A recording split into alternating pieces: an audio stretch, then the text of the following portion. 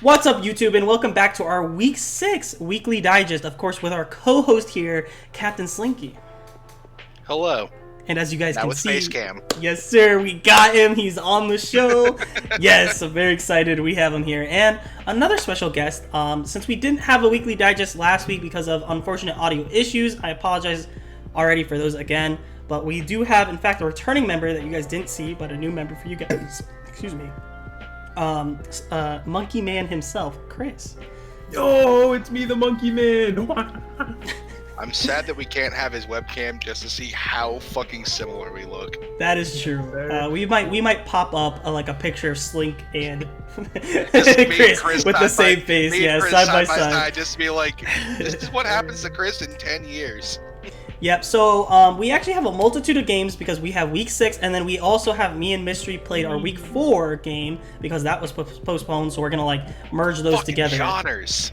Yeah, we are fucking Johners. Are you kidding me? Damn, it's not like Mystery was in California or something. But yeah, well, He was in Cali? that was more you than him.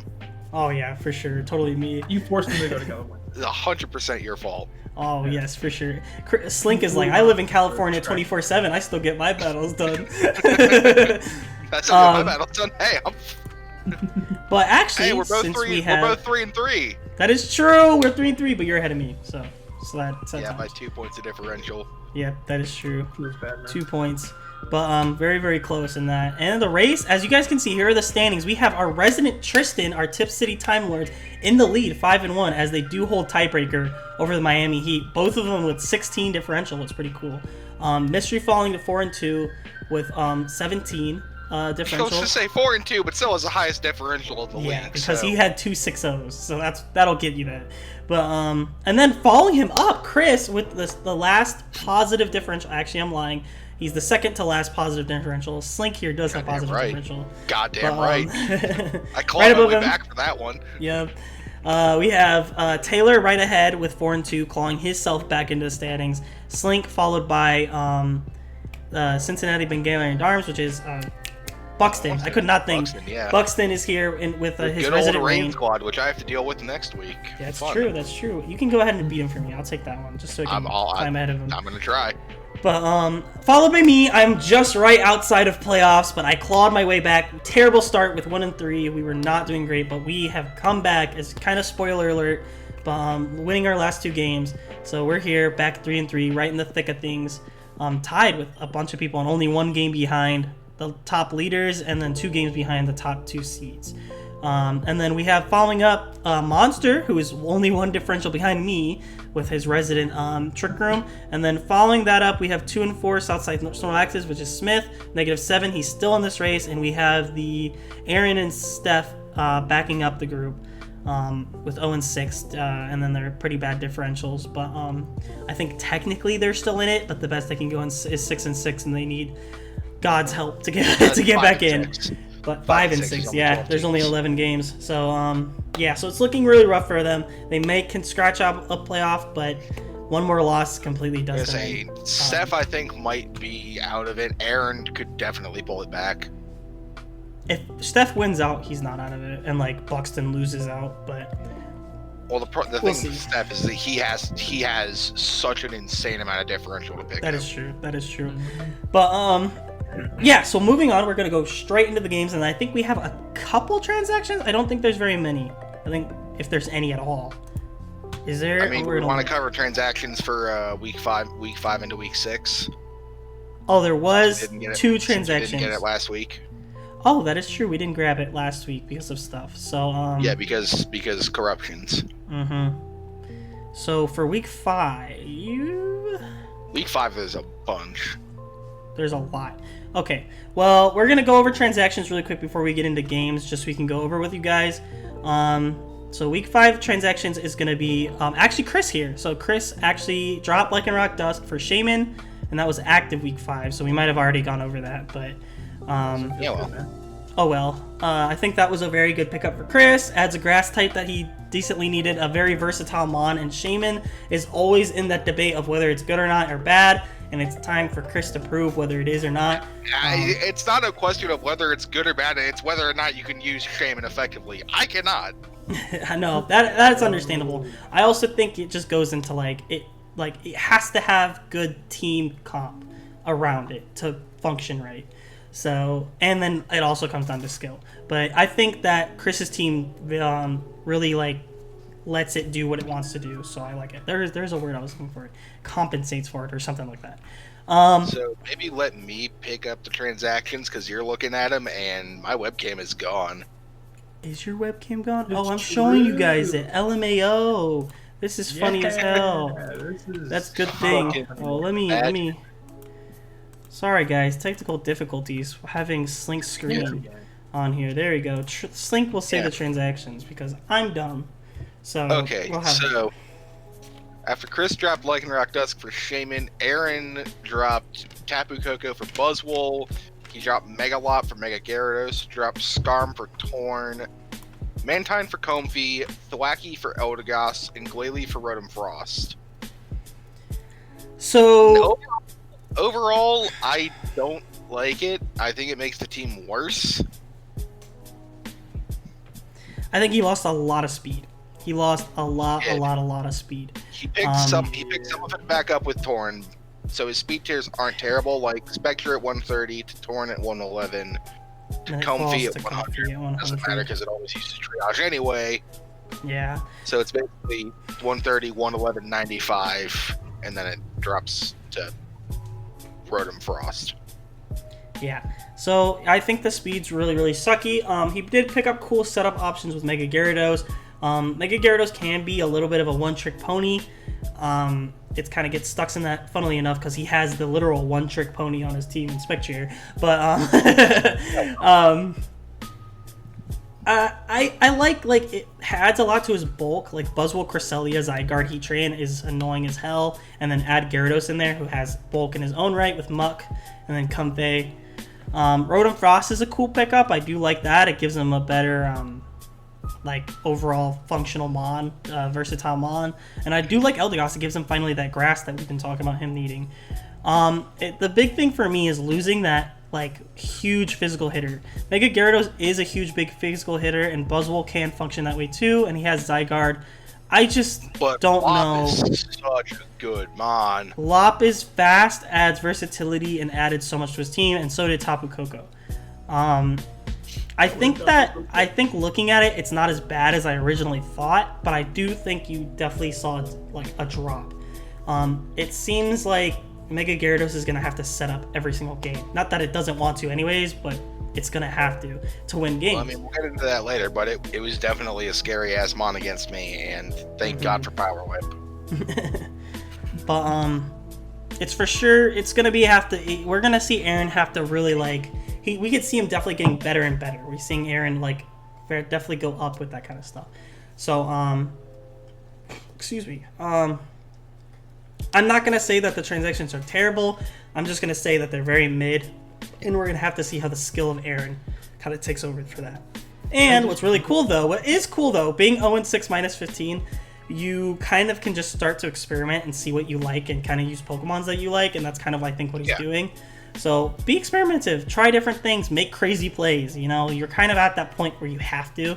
So I'm kind of excited to see this. Cresselia, go nuts! Yeah, they're just do something crazy. Please don't run Specs Cresselia, but you can run Calm Mind Cresselia. You can do that. But Specs Cress, its special attack is only 75. Yeah, it's really bad. Wow, that is terrible. But so you go nuts, Aaron. Would you like to read the next one, Slink? Sure. Next is Tristan, and I know Chris is going to be pissed off about this one. He dropped Thundurus for Tapu Koko, Prim for Swampert, and Rhyperior for Galarian Corsola. So I'm going to head right into this before anybody talks. I love these transactions. As much as Chris will be mad, I absolutely love this transaction for him. Tapu Koko adds an awesomely fast, versatile mon to his team that he really needed, if anything, that he needed on this team. And then trading Rhyperior was a great pickup for him, but Swampert just adds another level. Prim was just kind of there, kind of felt kind of weird. It was good on the team, but it just felt like it either had to be Scarf to do anything, and that kind of sucks if you have to run Prim Scarf every week. But Swampert adds extreme good versatility, adds another rocker, which is really nice for his team, and then Corsola's just Corsola. It's just there to be It's annoying. glaring Corsola. It does what it does. Yeah, it does one thing, but it was a decent pickup just because he had enough points. He saw it. He was just like, well, I guess I add it. It can come to a niche it's a good 3 bulky games, ghost. but yeah. It's a decent bulky ghost. And Ghost is a good typing defensively, funnily Yeah. enough, so it can work. It's weak to what? Dark and It's Ghost? worked to itself in Dark, yeah. And it resists poison, it resists something else. It's neutral to normal, or not neutral, but It's immune, It's immune to fighting in normal, which resists is good. poison Which, resistance. yeah. I want to say So, bug? I think poison resists bug, not ghost. No, poison doesn't. Does poison? But we're getting off topic. We are getting off topic, but it's fine. Continue. Basically, very mid Corsola, but everything else makes this team definitely better and definitely scary. That is why he's the consistency championship with all of these 4-0s. But 4-0. He's definitely picking up. I like the transactions. I think that makes the team a lot better, and hopefully we see. He does have a very cool stretch in me, or Chris me.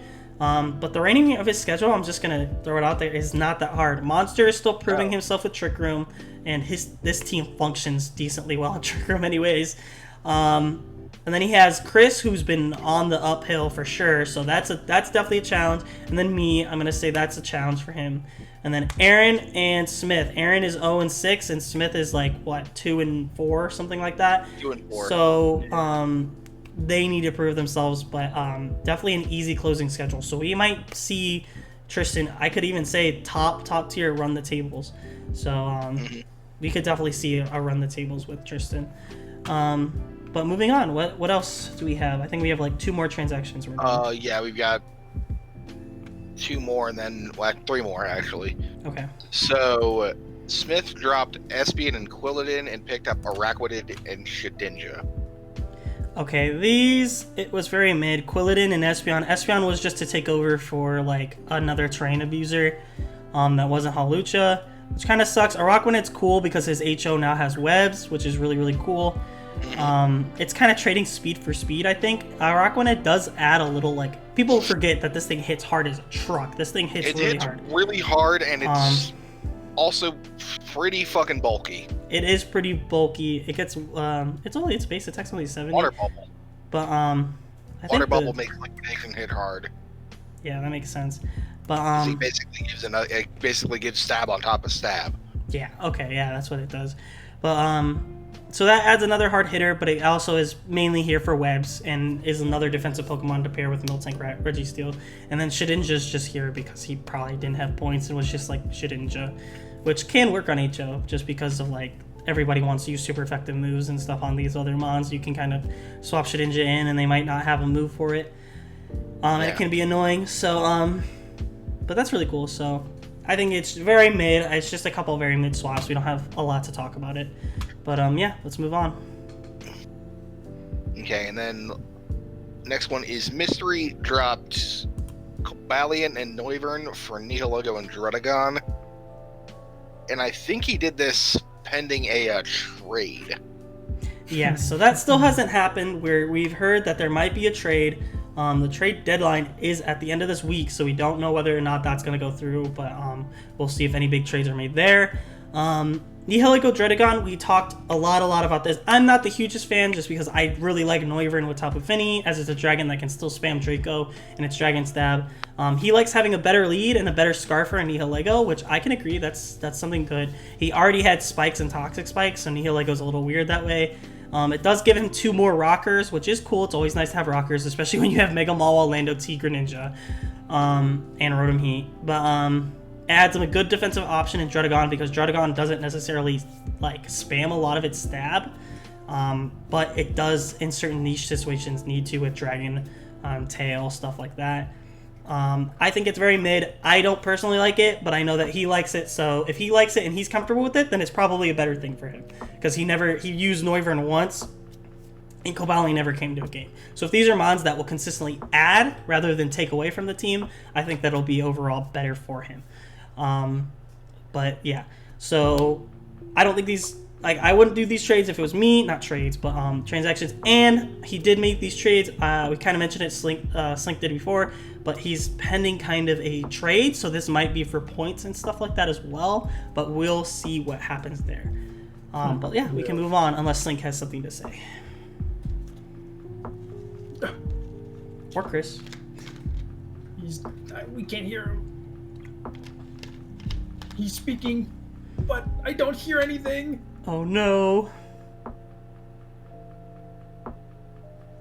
Slink, we can't hear you. Oh no. Oh no.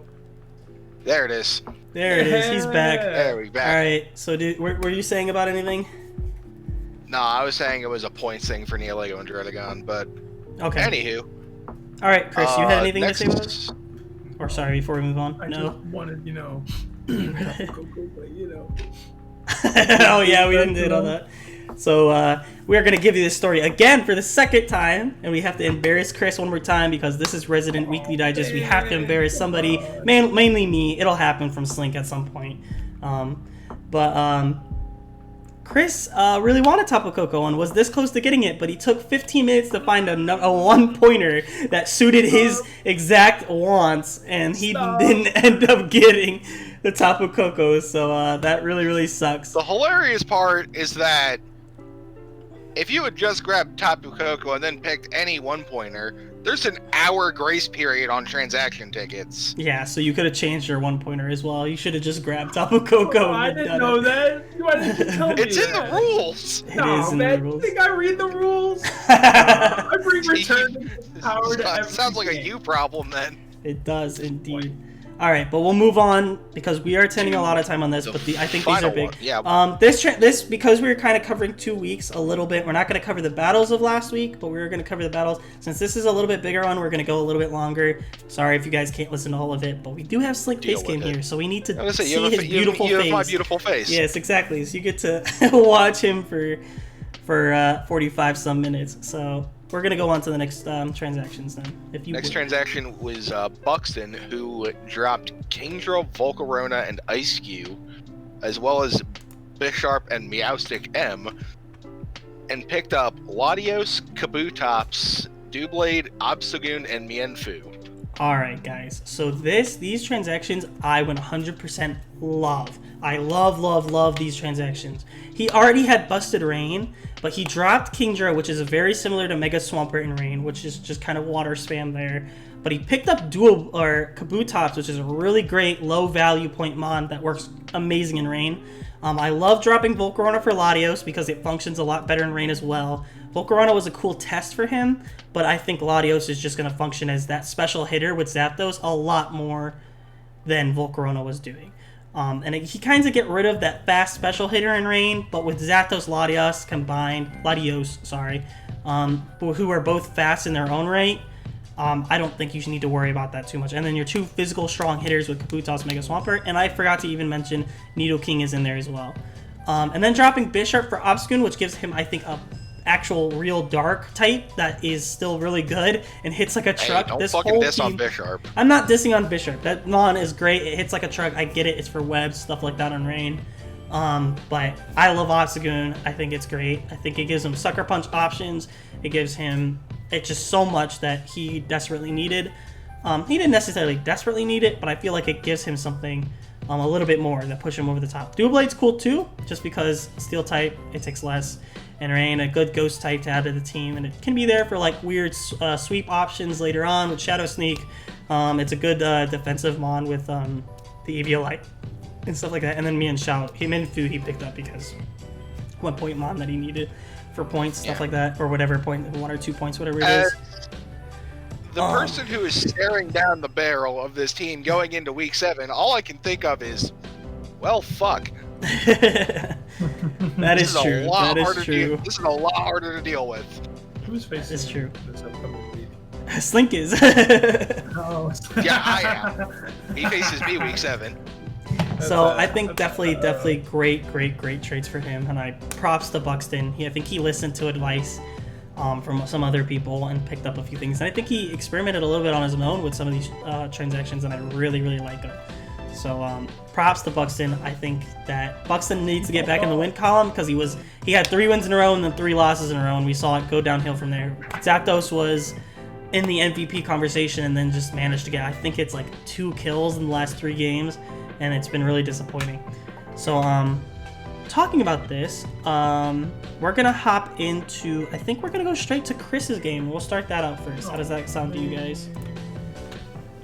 So, hopping in, and I'll let Chris kind of talk about this because this was his game, so, Yeah, alright. I popped off. Alright. So I look at this team, and I go, well, as you guessed it, Terrain Halucha, probably here again. I'm gonna probably just jump off a bridge because Terrain Halucha is a Zoom boy. So as we, my ears. All right, so as we start the game, I lead Rotom Wash as I do literally every single game. As per usual. I believe I will switch out. No, I Will-O-Wisp first. I get the burn.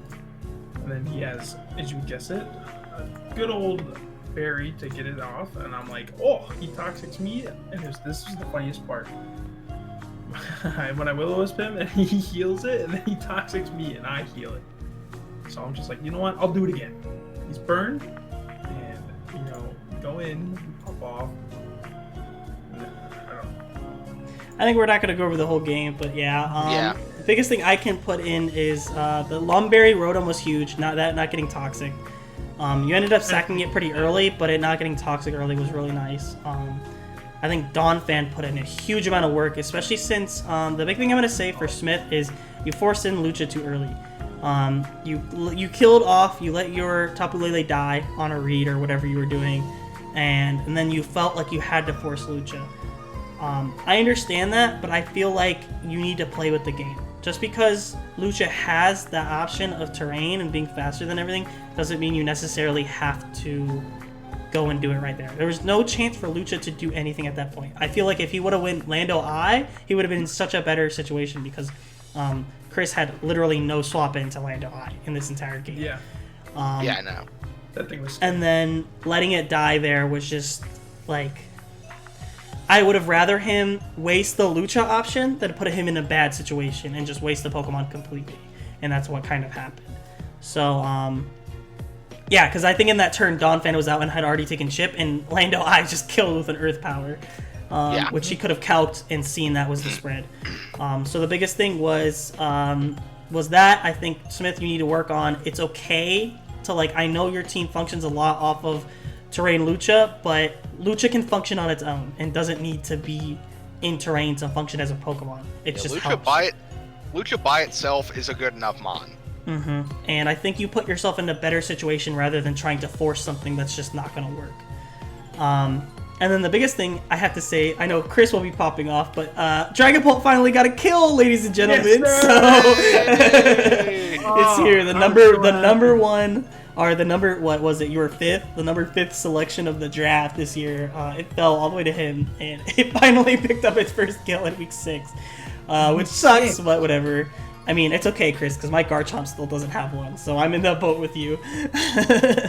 But definitely good game to Chris. I think he played really, really, really well. And then he's showing everybody. This is a new team. Like, he's got Shaman now, too. This team is definitely scary. And it's definitely a playoff threat. Nobody wants to face. This is a team that if he doesn't make the first seed, this is a team nobody wants to play in the wildcard round. I can tell you that for sure. And this is no team that the number 1 seed wants to see in the second round either. So, definitely great job to him. And we're gonna move on to our co-host right now and let him talk about his game against Aaron. I'm gonna be perfectly honest. Coming straight out the gate with this, I should have lost this game.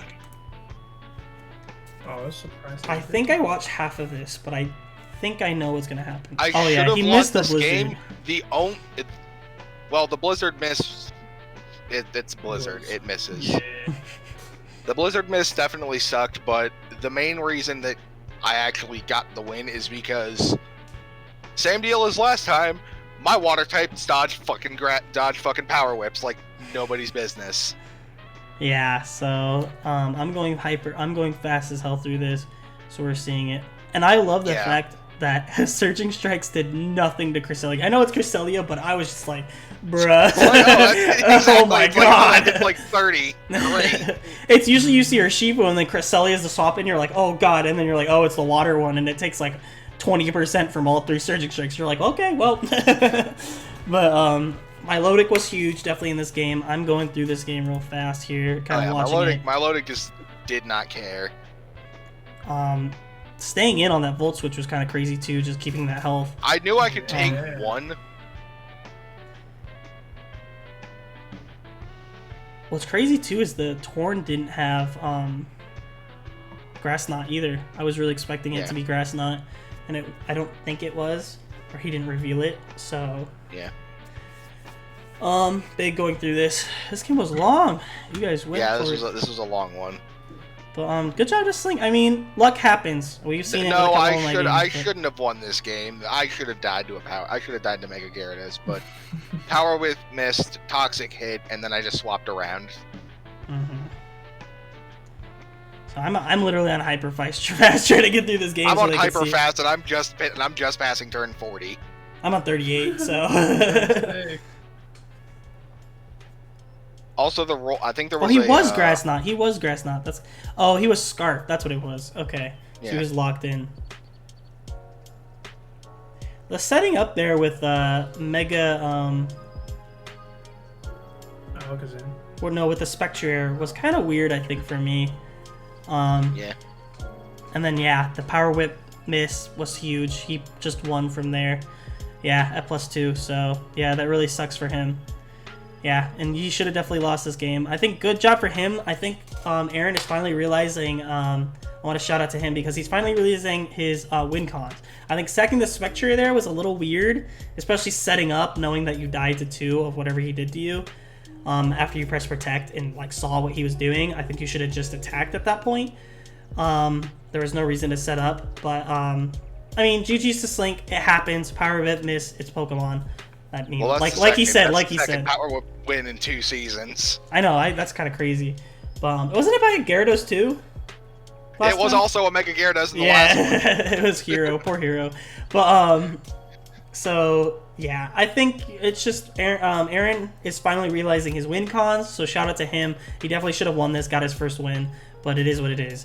He probably should have won because I needed Slink to lose. So. Yeah, but it is what it is. It happens. I kind of pulled one out of my ass too this last week, so yeah, well, we'll get to that. But going on to Bucks and Rain, my first game that we're gonna go over on mine. This one really sucked because we had a misinput in this game, which was really sucky. But definitely this first turn I think was really cool where my Mega Heracross ate a Thunder from a Nidoking and did a shit ton with Bullet Seed back. And this part I was actually kind of surprised. I get it and I don't get it, but because he did not have a swap in to this thing at all.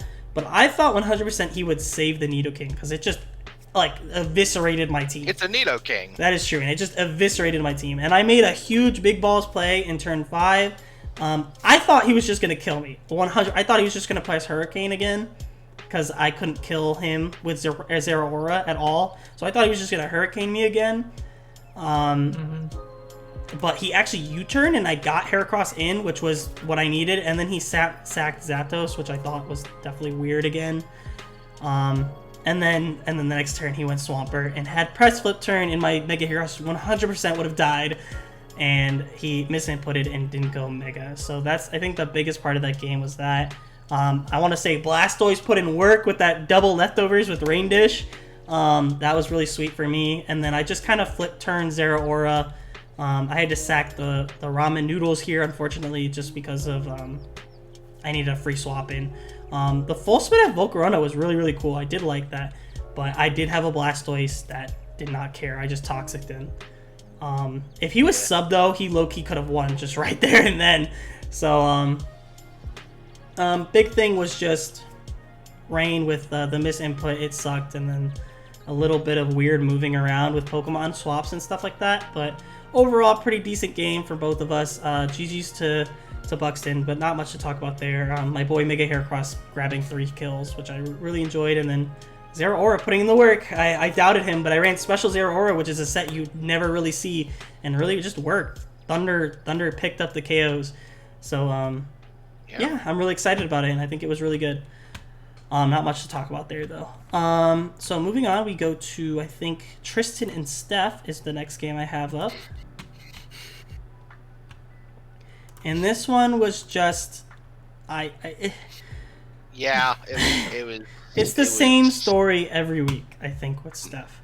I'm not trying to hate on him, but it comes to a time and place where I can't sugarcoat it anymore. I'm lifting you up, and I'm not going to sit here and be like, you're a terrible player, you're trash, or stuff like this. I think, Steph, if you want to get better at this game, you have to put the effort in to do it. He did ask me multiple times to build this week, and I will say that I just got super busy and wasn't able to super build with him, and I apologize for that.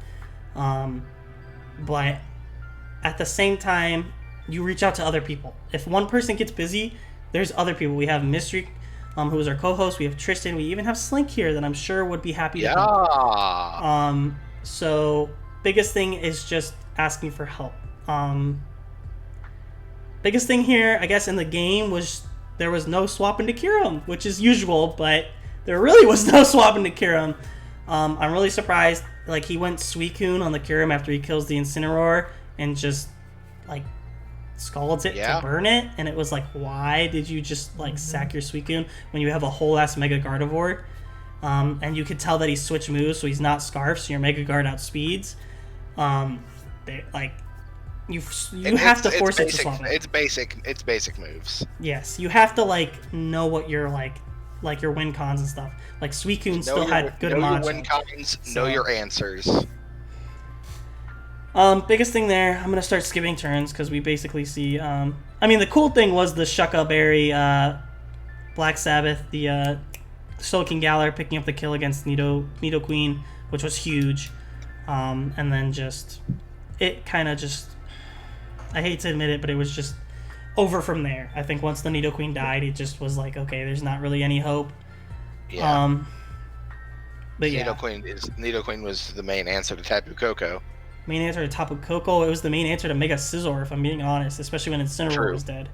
So. And rumor on the street was Tristan was trying to raise Smoking Galar's stats, but Steph ended up killing it, which was a big pog. It was pretty great. I think that he kind of said that, but I don't think he was purposely trying to, like, stack kills against Steph. Yeah, he sent the Slowking out to, like, he probably thought he was hyper voicing. Yeah.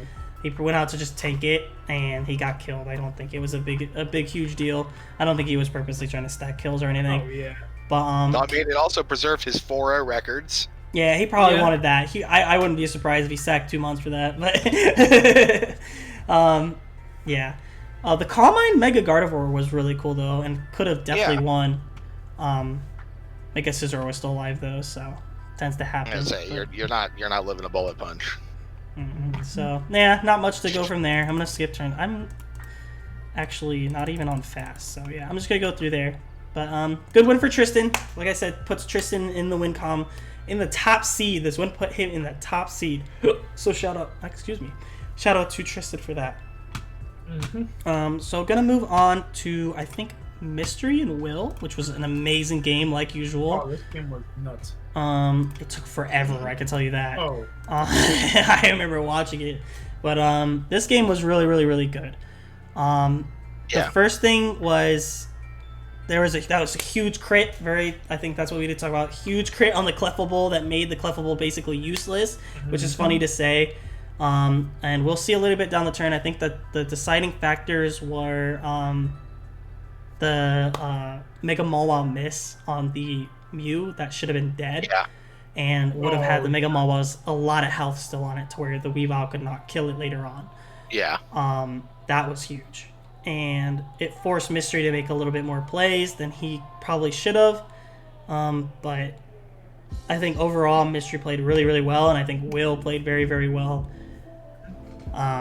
It just came down to things that, honestly, they couldn't really control, both of them. But definitely a great game overall. So I was really, really excited to see this. The Mega Mawa put in work. Should have put in more work, but biggest things to point out on Will's side was bringing the mold breaker choice. I definitely think it was Scarf Excadrill. It was Toxic Scarf. Excadrill was huge. The Toxic Scarf was awesome on it. It put in a lot. And then the Dig Power Herb Weavile for Mega Mawile, just because there was no answer on this team for that thing. He had to get innovative, and it worked out just because of a miss. So I'm gonna give Will credit for a cool set, but I'm not gonna put too much onto it just because the Mawile should have had more health. But I definitely think it was cool. And then it came to the end of the game where Mystery just didn't have enough for Corviknight, and that's just kind of what did it. So, but great game by Mystery, great game by Will. It put Will in the second seed. He climbed all the way. I think he was like 7th. Will was way down there in the first 3 games. He was like 1 and 2, and then he pulled himself back up. So it's really cool to see Will, our resident NCL champion, definitely giving a showing that he's still up there and he's ready to try and get his back-to-back. Yep, get his back-to-back. So we'll see if he can make it. All of us don't want that at all, but we will see what happens. So really exciting to see. I'm gonna skip turns through this just because it's so long. But it was really just unfortunate, just because he had nothing for Corviknight. That play rough miss was. It was monumental. Brutal. It changed the entire game. Well, let's move on to I think, do we have anybody else? Oh, Taylor. That's who we have. Taylor versus Monster was the only other game. And this game was basically just weird Trick Room plays. It was Octillery, and there's no swapping for Octillery, funnily enough. But he just let it. Water Spat Octillery. Against Trick Room does things. So that's if you have a good lead against Trick Room, it's so hard for Trick Room to get its footing. So and then Monster did a lot of unnecessary swapping. I get the first swap just because of Energy Ball and not wanting your Slowbro to die right away, but it just was at that point where it's like, and then he future sighted, which was really weird. If he had Recover, I wish he would have just pressed it. And it was just from there, when both of his Trick Room setters died, then there's no hope for you because your Trick Room's only up for a couple turns. So it was basically 2 Trick Room setters dying, and then at that point, I probably would have sacked one of my Conch Elder or Vikavolt even at that point, just because you don't have anything to set up Trick Room again. So really unfortunate, but it is what it is, and I think Monster's learning. He's still in that learning curve of Trick Room has to be here to matter. So I was also surprised that the Melmetal didn't have a rock move. Same, honestly. No, it did have Rock Slide. He didn't use it at first, though. He double Iron Bash, and I don't understand why he didn't use that first, just the first turn. Well, he double Iron Bashed on the Switch. Ah, okay. It just took it, and then I just don't like double Iron Bashing on it at all because and he clicked double Iron Bash again and got flame bodied. Yeah, which is where it went all wrong. So basically from there, I'm gonna skip turns again because it just wasn't that interesting, and then Moltres literally just sat there and won. So that really sucked. But big thing is, if you have a good lead, Monster has to realize that if you have a good lead against Trick Room, it's really hard to come back from. So. You have to keep those setters alive. They just have to stay alive. I know he's gonna be like, I know. Like I know I'm repeating it a lot. Everybody's gonna, but those setters have to stay alive, and Trick Room has to be active till the last turn of the game. So that's how you do to win it. But not much to say from there. I think that's it, except for that was all for week 6, and then for technically week 4, but we're gonna add it to this one. We had the postponed game of me and Mystery. So this game was down to the wire. It was a really good game. There was some hacks on both sides, but mainly mine. I got definitely the benefit of the hacks. I'm not going to sit here and say the hacks were even or anything. It was definitely in my favor. There was definitely one in particular. You'll see I got a crit on the Munchlax to kill it. That definitely saved me and gave me advantage for this game. So definitely big apologies to Mystery for that, but I can't control it. It happens. It's part of the game we play. But the big thing is, I think it was a good game, I think, just back and forth. I had 0 swap into Rotom Heat. My swap in for Rotom Heat was Spadef Garchomp, and I let him get Earthquake turn 2, so there really was not a swap in for Rotom Heat. Yeah, no. And then he had no swap in for Zapdos Galers, except for Necrozma, so, and it was better than he thought. Necrozma. But we looked at the calcs too, and banded Zapdos did like 60 to that thing, so it was nuts. I bring a really cool set with Slowking that worked out really well. Was Life Orb max special attack, which was really cool. But yeah, basically this game was just kind of, he missed the overheat here, which was kind of the first. It had a chance to kill, but I'm pretty sure it was like a high roll he had to get, because I was at 53% and he did 49 there. So I think it was like a higher roll he had to get to kill there. So that really sucks, but that comes down to rolls. So either way, if he would have landed it and didn't kill, I would have rested back up and it would have super mattered there. I pulled a couple weird rests. I had this cool knockoff Gengar set, which was really cool. He Toxic on my Gengar, which was huge. A really great play for him, because he didn't know if I'd focus last there, and I know he's Spadef, but without Eviolite, he was taking a butt ton. So that was a really good play of him Toxic in my Slowking there. I brought Slowking in, and here's where I missed Hydro Pump, which really sucked for me, because I just needed Chip on this thing. And they got a free Earth Power, which did a lot of help to me, and forced me to swap this next turn. Or, yeah, it forced me to swap, which really sucked. He let him Morning Sun back up, which I did not want to happen. I got to go to my my Ramen Noodles Lore. That knockoff did so much. I did not expect it to do that much. But I made some really cool plays here. I think, like, I did this because I knew he would overheat and I didn't have a swap in, so I went Slowking, and then I went back Tangrowth. I thought he was going to overheat again, and I was just like, I'm just going to have to take it on this Tangrowth because of regen. But he actually Volt Switch, which was awesome for me, and then he roared Gengar out, which sucked for him. But I got the Sludge Wave pickup. And then he goes straight Greninja, which this was probably the play of the game.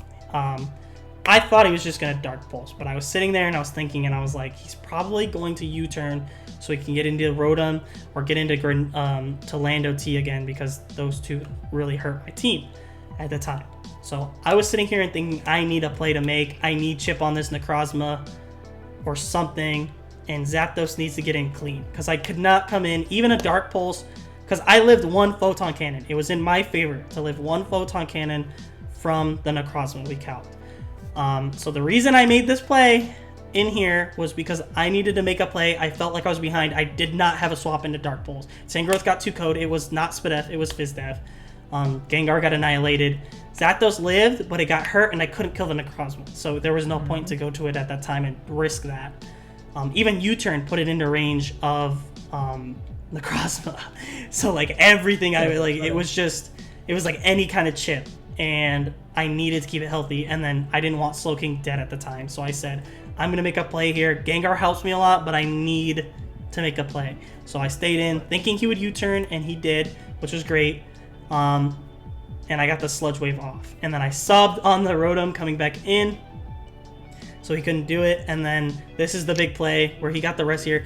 But I do have to say, because he only got 1 turn of rest, he wouldn't have woken up this second turn, right? Am I wrong with that? He doesn't wake up this second turn? Let me go back and double check. Because he went to sleep, he came back out. I always mess rest turns up, so you can correct me. I'm gonna go back and double check, because okay, he rested, turn 17, switched into Necrozma. It's 30. It's turn 30. I know, that's when Munchlax went to sleep. Yeah. I'm trying to see if it comes in before then. Comes back out turn 28. Doesn't move. So yeah, he would have had one more turn of sleep. Yeah, because it resets every time it comes back in, right? No, it doesn't. It doesn't. It does not reset, but he hadn't made a move before. Oh, okay. So he did have one more turn of sleep. He did have one more turn of sleep. So the biggest thing was, though, he could have pulled Earthquake and broke my sub. So that would be the thing, and his Lando T would be alive. Okay. So that makes sense now. All right. So it would have made it a little bit closer, but I think that, like, the Munchlax would have still died. And he would have still had to pull Earthquake. You know what I mean? So that's like, it's a lot of chance. Yeah, it is a 33% chance. So I think it was even. Yeah, it's an even with a crit and him pulling Earthquake. So it's kind of there with, you know, like it's unfortunate that I crit him and killed the Munchlax, but at the same time he would have had to get in the same role for me to get that. So I ended up killing the Lando, which was named Slink, funnily enough. Slink does look like Lando. Feels bad, man. But this is cool. My Slowking lived the Hydro Pump, but then died to poison. Unfort. But and then from there I Toxic, and then I was like, I just need health from this thing gone, so I Leech Seed. I had Knock, but you know what was actually crazy? I didn't want to Knock here because I didn't want to get rid of the Scarf on Greninja because I wanted him locked into one move. Because I think Hydro Pump did more or something. I don't know, but I was like really like scared of him. What I don't know is why he didn't just switch into Greninja on that one. On the Leech Seed? No, on your Gengar coming in. Oh, because he killed the Tangrowth, and then my Gengar came in. Yeah, but after Gengar came in, why didn't he just swap into Greninja? Because he would have been able to take a Shadow Ball, wouldn't he? Yes, he would have taken a Shadow Ball, but then he would have killed my Gengar. My Zapdos would have come in, and then I would have just pressed Acro, and then it would have killed the Greninja, and then I could kill the Necrozma from there. So, actually, Necrozma was really high, so I might not have been. Yeah, if he would have made that play, he probably would have won if he made that play. But if I would have done that, I probably would have like done Bulk Up or something. Now I probably would have just acroed or close combated just because I probably wouldn't have won. So yeah, that probably would have won him the game.